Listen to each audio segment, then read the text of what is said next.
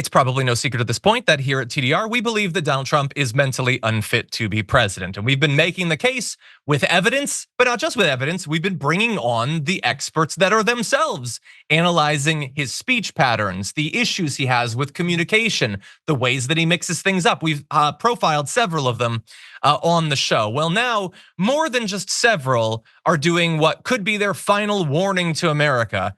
200 doctors and mental health professionals, actually more, I believe it's 230, have come together to release an open letter on Trump's mental state. It was published yesterday as a paid advertisement in the New York Times, and it states that Trump's symptoms of severe, untreatable personality disorder, malignant narcissism, which I believe is the term that Mitch McConnell used to describe Trump, have rendered him deceitful, destructive, deluded, and dangerous, as well as grossly unfit for leadership. The letter was coordinated by the Anti-Psychopath PAC that we've played some of their ads before. They have a new ad sort of timed for release with this. Take a look.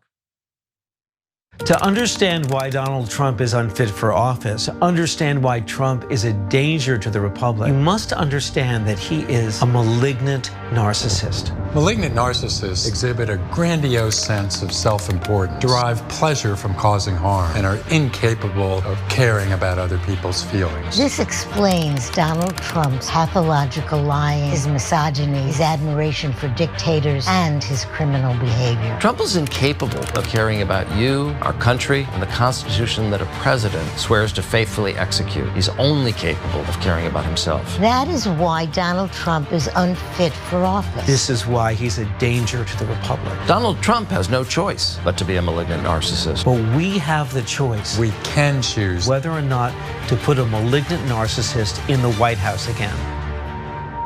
Go to psychopac.org to read the letter from 225 mental health professionals on Trump's dangerous psychopathology. A storm is tearing up the digital media industry. Only our audience can save us in these difficult times. Help us reach our goal of 100,000 new members at tyt.com/team. And so two of those, Doctors Gardner and Greenwood, we've had on the program, and they mention in the letter, by the way, some of the stuff that they came on our show to talk about, that when they had previously analyzed Donald Trump's speeches from years ago to today, and they've tracked quantitatively the signs of cognitive decline, but you don't need to do that. You can literally just watch it. He constantly runs up against a wall of his own brain, like immediately jumps, turns to a different topic or whatever. Like he seems to be internally like surprised at his difficulty in navigating thought and speech. And you combine that with the behavioral and emotional stuff. Everybody knows that he's always been highly emotional, highly reactive, knee-jerk need to insult and attack. All of that combined seems very worrying, and I'm not the only one that thinks it. Right? What do you make of it? Yeah, I'm not sure that's a winner of an argument, and I don't think those are winners of the vessels with which to deliver that argument. Like no one's gonna be like, well, this doctor in a well-decorated office thinks he's bad. I think the better attack on Donald Trump is he's a little bitch. He's a little whiny baby boy. Like everything he does. How many doctors we can get to diagnose him with little whiny baby bitch boy. Right, but if you're like, this is my problem with all the ads that the Democrats put together. It's like, oh my God, light it worse, please. Just light it worse. Mm-hmm. Like shoot it like more real. Their ads are like, that you could see them all in a room being like, I've got the perfect thing. And then I've worked with people. They show up and they go, and then someone says, I'm not a rich person. He's a rich person, and I have to work all day. Like it's like, no, you actually gotta get real people who are really good on camera.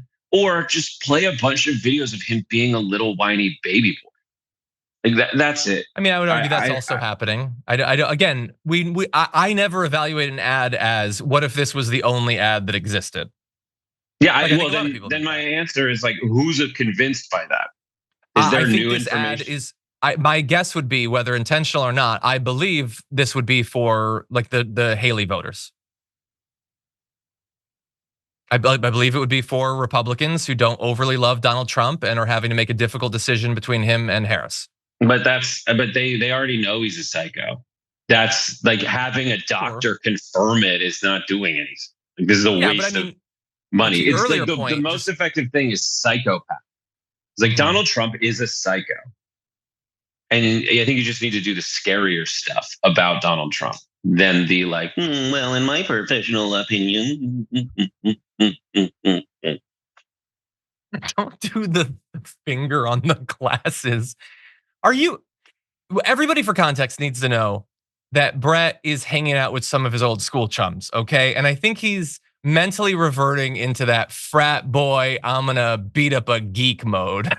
God, if you only knew what our frat was. I'm in the same frat as Hassan Piker, not to brag. But no, we definitely were just in a band and smoked reefer. Okay, I can see that. Anyway, go support north of Cuba, everyone.